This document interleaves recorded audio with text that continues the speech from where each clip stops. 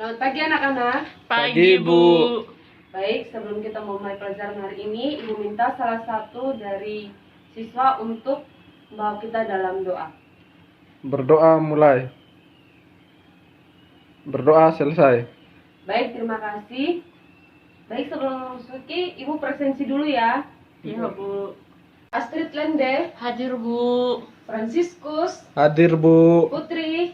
Hadir, Bu. Baik, hadir semua ya. Iya, Bu. Baik, hari ini kita akan belajar tentang teks narasi. Ada yang tahu apa itu teks narasi? Nah, dalam teks narasi Ibu mengambil tentang fantasi. Pengertian fantasi adalah hal yang berhubungan dengan khayalan atau dengan suatu yang tidak benar-benar ada dan hanya ada dalam benak atau pikiran saja. Jadi cerita fantasi itu adalah yang cuman khayalan aja, jadi tidak benar-benar ada di dunia nyata. Nah, di sini ada jenis cerita fantasi, ada 4, yaitu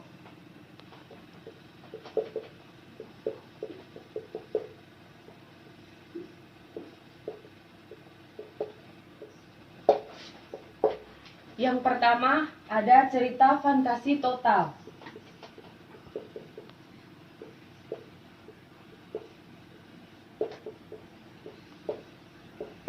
Yang kedua, cerita irisan. Yang ketiga, cerita fantasi sesaman. Dan yang keempat, cerita fantasi lisan waktu. Nah, baik, sini Ibu akan jelaskan satu persatu. Yang pertama, cerita fantasi total, yaitu merupakan fantasi yang dibuat oleh pengarang terhadap objek tertentu dan cerita di dalamnya yang tidak sesuai dengan atau tidak terjadi di dalam kehidupan nyata. Jadi sama seperti tadi pengertian fantasi bahwa apa yang terjadi tidak terjadi di dunia nyata. Contohnya yaitu putri salju. Nah, putri salju itu tidak benar-benar ada di dunia nyata. Yang kedua, cerita fantasi irisan. Nah, merupakan cerita fantasi yang berisi tentang dunia imajinasi yang dimana nama tempat dan nama-nama peristiwa masih ada di dunia nyata. Contohnya yaitu pagi ini Siska ingin sekali bersepeda meskipun jarak rumah ke sekolahnya itu sangat dekat. Nah, itu adalah contoh cerita fantasi irisan. Yang berikut cerita fantasi sesaman. Nah, pengertian dari cerita fantasi sesaman merupakan latar yang digunakan suatu masa kini, fantasi masa lampau atau masa yang akan datang. Jadi ceritanya itu terjadi bahwa masa kini, masa yang akan datang, dan masa lampau gitu. Yang keempat, cerita fantasi lisan waktu. Merupakan cerita fantasi menggunakan dua latar waktu yang berbeda, misalnya masa kini dengan masa prasejarah. Jadi cerita fantasi ini agak sama dengan fantasi sesaman. Jadi ceritanya masa kini dengan masa prasejarah atau masa zaman dahulu gitu. Baik, kita masuk yang ketiga, yaitu unsur intrinsik cerita fantasi. Ada yang tahu unsur intrinsik cerita fantasi? Tidak ada, Bu. Baik, Ibu akan jelaskan.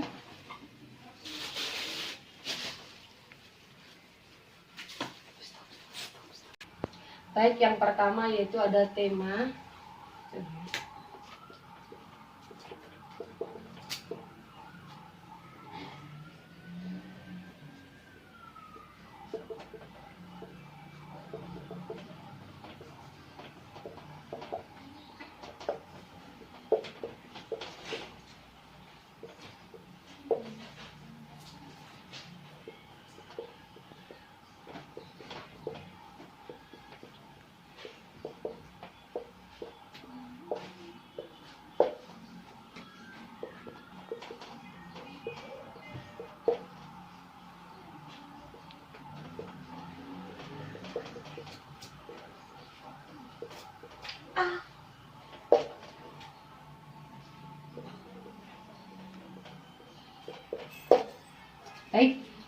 Unsur intrinsik cerita fantasi itu ada 5. Yang pertama ada tema, tokoh dan penokohan, latar, sudut pandang, dan amanat. Baik, Ibu akan jelaskan satu persatu. Tema adalah ide yang paling mendasar yang menjadi acuan untuk mengembangkan suatu cerita. Yang kedua, tokoh dan penokohan, yaitu karakter dari pemeran atau pelaku di dalam suatu cerita. Yang ketiga, latar, yaitu tempat, waktu, serta susunan yang menjadi latar belakang suatu cerita. Sudut pandang, yaitu posisi pengarang dalam membawakan suatu cerita. Terus yang berikut, amanat, yaitu pesan yang ingin disampaikan oleh pengarang sebuah cerita di dalam cerita dan penokohan. Baik, dari yang Ibu jelaskan tadi, ada yang belum paham? Paham, Bu. Baik. Kalau sudah paham, Ibu berikan tugas. Di sini ada tugas kelompok. Jadi satu kelompok dibagi 3 orang. Di sini Ibu akan kasih cerita fantasi, yaitu cermin ajaib, pada masing-masing kelompok untuk mengerjakan. Ibu akan kasih waktu 5 menit untuk mengerjakannya. Ya, silakan dikerjakan. Makasih. Makasih, Baik, Bu. Ibu kasih waktu 5 menit ya. Iya. Selamat bekerja.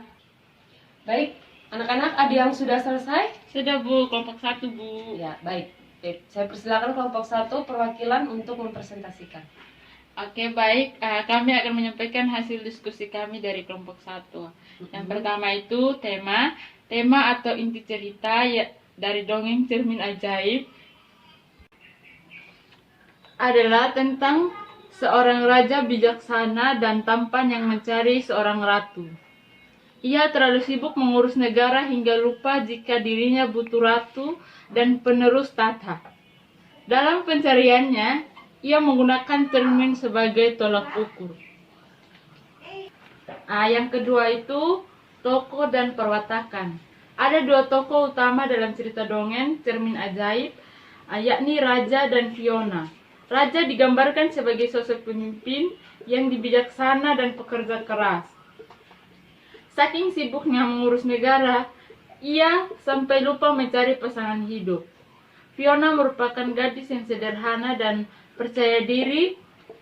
Ia adalah satu-satunya gadis di antara ratusan lainnya yang berani menerima tantangan dari sang raja.